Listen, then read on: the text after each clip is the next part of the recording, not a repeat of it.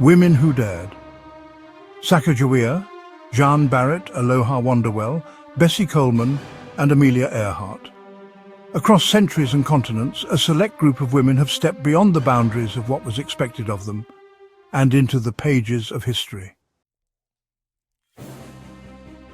Whether navigating uncharted wilderness, circumnavigating the globe, soaring through the sky, or paving the way for others, these explorers refuse to be limited by their time, their gender, or the circumstances of their birth.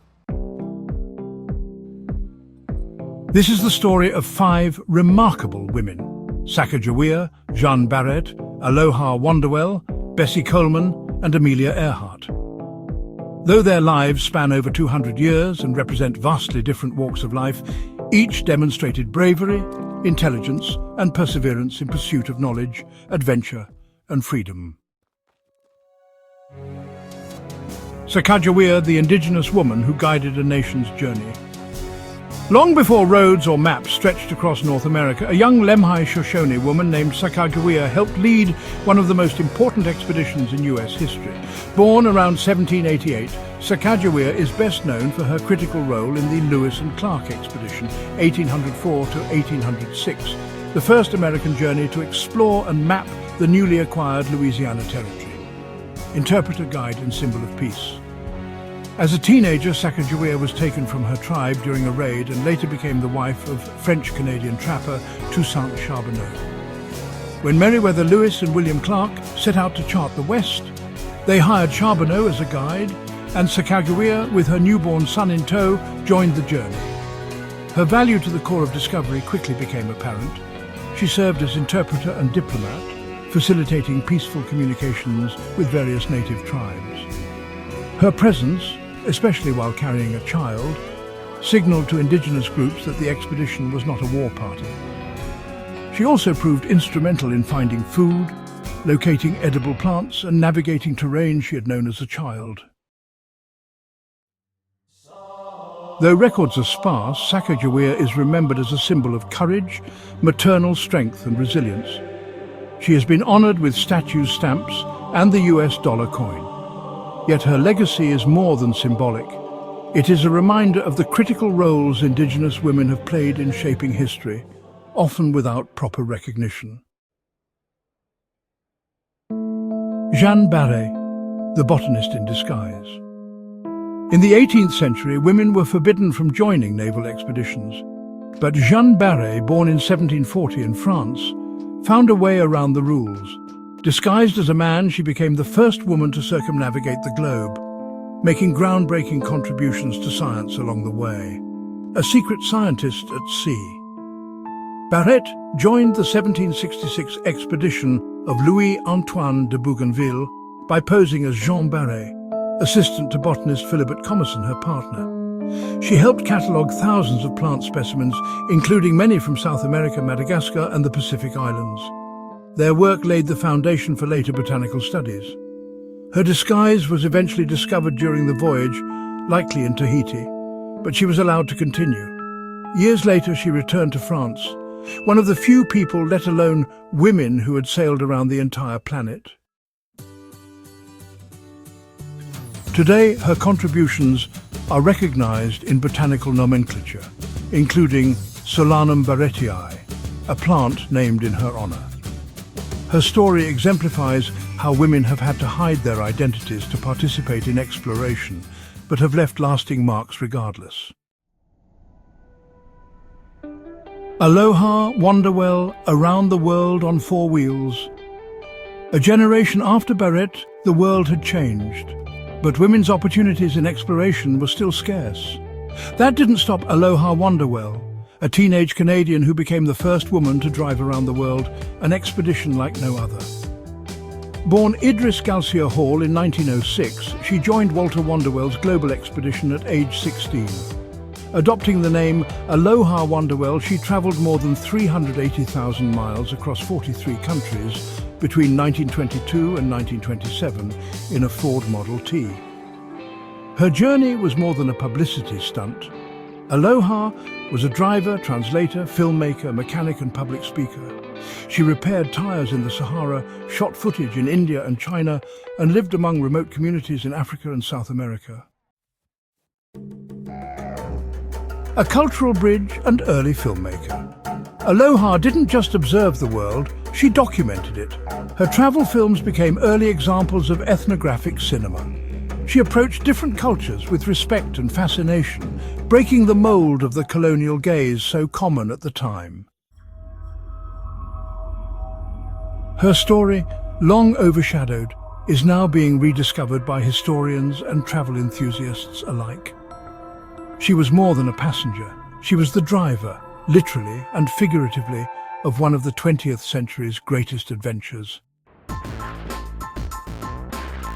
Bessie Coleman, Wings of Determination. While Aloha was navigating the world's roads, Bessie Coleman was looking to the skies. Born in 1892 in Texas to a family of African American and Native American heritage, Bessie became the first black woman and first Native American woman to earn a pilot's license, a feat that required extraordinary perseverance, learning to fly in a segregated world. Bessie faced double discrimination, first for being a woman, then for being black. No American flight schools would accept her. So she taught herself French, moved to Paris, and earned her license in 1921 from the Fédération Aéronautique Internationale. She returned to the US as a sensation, performing dazzling air shows that included barrel rolls, figure eights and dives. Crowds called her Queen Bess, but she wasn't just an entertainer. She was a mission-driven role model who inspired African Americans to dream beyond the limits placed on them. A dream cut short. Bessie's goal was to open a flight school for African Americans. Tragically, she died in 1926 during a test flight in Florida. Yet, her legacy lives on, inspiring future generations of pilots, especially within the black community. The Tuskegee Airmen and the Bessie Coleman Aviators Club both cite her as a pioneer. Amelia Earhart, the icon who disappeared into legend. Born in 1897, Amelia Earhart grew up defying expectations. She climbed trees, rode horses and played sports when most girls were expected to learn sewing and etiquette. By the 1930s, she had become the first woman to fly solo across the Atlantic Ocean and a household name. Breaking records, breaking barriers. Earhart's solo transatlantic flight in 1932 made her the first woman and second person after Charles Lindbergh to achieve the feat. She also completed the first solo flight from Hawaii to California, among other record-breaking journeys.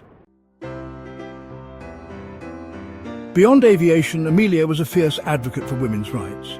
She spoke publicly about equal pay, equal opportunity, and women's empowerment. She co-founded the 99s, an international organization for female pilots that still exists today. In 1937, she attempted to fly around the world along the equator. With navigator Fred Noonan, she completed most of the journey. But on July 2nd, 1937, their plane vanished over the Pacific Ocean near Howland Island. Despite massive search efforts, no trace was ever found. Though her disappearance remains one of the greatest mysteries of modern history, Amelia Earhart's legacy is anything but lost. She remains a symbol of fearlessness and female empowerment. Common threads: courage, curiosity, and challenge. Though these 5 women lived in vastly different times and came from diverse backgrounds, their lives reveal striking similarities. Sacagawea, Jeanne Baret, Aloha Wanderwell, Bessie Coleman, and Amelia Earhart all defied societal roles and expectations. They broke racial, gender, or class barriers in pursuit of their dreams.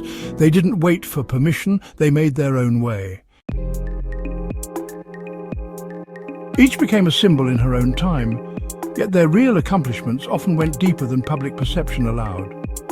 None of these women set out to be icons, but by doing what no one thought they could, they became exactly that. why their stories still matter. In a world where gender and racial inequality still exist, these women's lives speak across generations. They remind us that opportunity often comes only after resistance. Discovery requires daring. Representation in history matters and must be reclaimed.